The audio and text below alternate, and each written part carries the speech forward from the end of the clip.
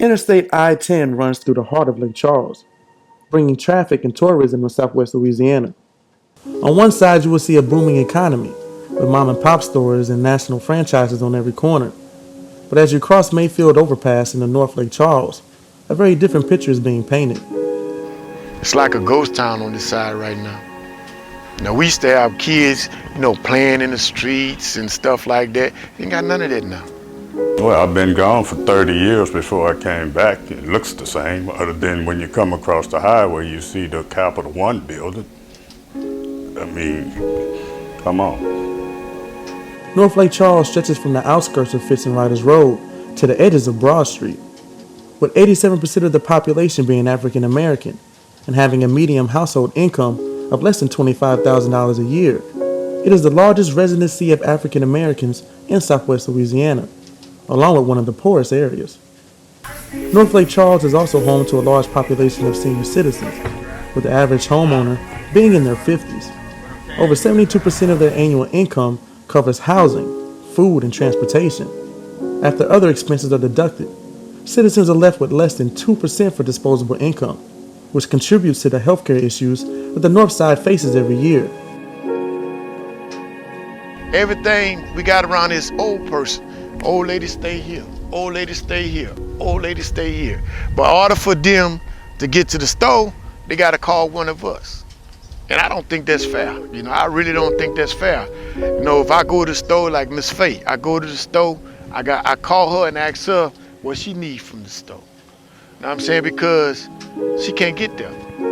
We ain't got no place where you just can walk and go there. That ain't happening. Healthy food options are non-existent, leaving parents to settle for fast food choices that are destroying poor communities around the country. I mean, they just even put a new Rouse's grocery store, which they had in Sulphur. That's the closest one. Now they got one here in Lake Charles. And it's on the south side. You had to walk a little ways, but you had Terrio's grocery stores. You had Hanson's store, grocery stores. Now you got to go on the south side to even go to a store. Or you go on 71 to Walmart, or 14 to Walmart. We don't have nothing over here.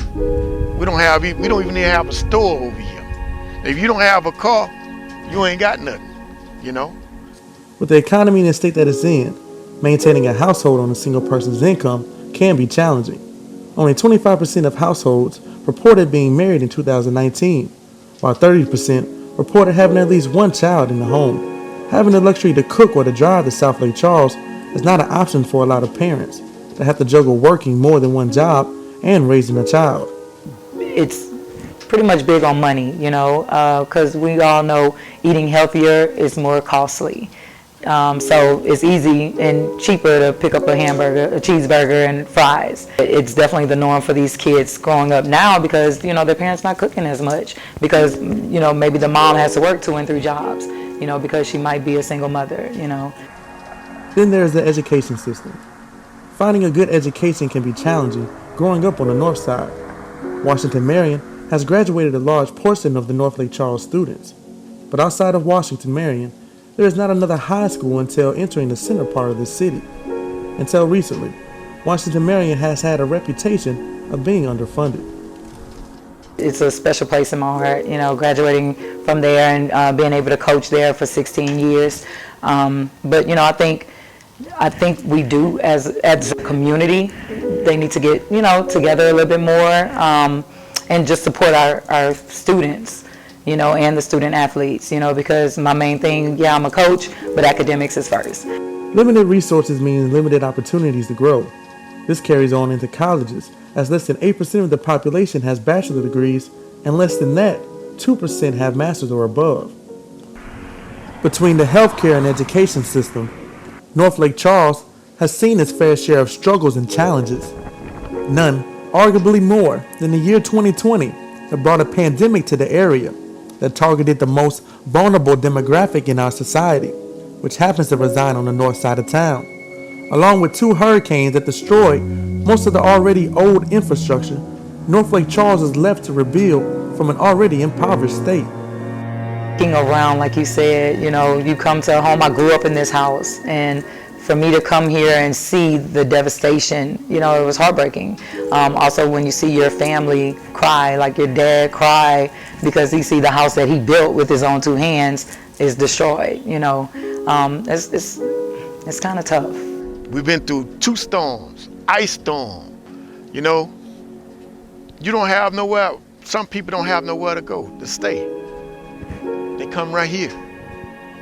You know, when we barbecue, we cook, we bring them something, you know, and stuff like that. Just give us, the only thing I'm asking them to do is give us a break. Let us, if you put something in here and it goes bad, then you don't have to do it no more. At least give us a chance. Everybody is not a bad person. But there is still hope. With all of the challenges the North Side faces, there's still a rich sense of community and culture that lives in the concrete of the streets. A community that is in need of revamping, that offers a rich reward to whoever takes the time to invest in its potential. A community in need. They scared to invest anything on this side. That's all to it. I've been raised up, and I'm 54 years old. I've been here a long time, since I was a boy. And some things are good and some things don't change. You know what I'm saying? In order for us to change, you gotta at least give us a break. At least try something. If you go and put something into this and it go bad, well, you know not to put nothing in there. At least give us a chance. You know, we don't have no stores around here. We don't have nothing around here.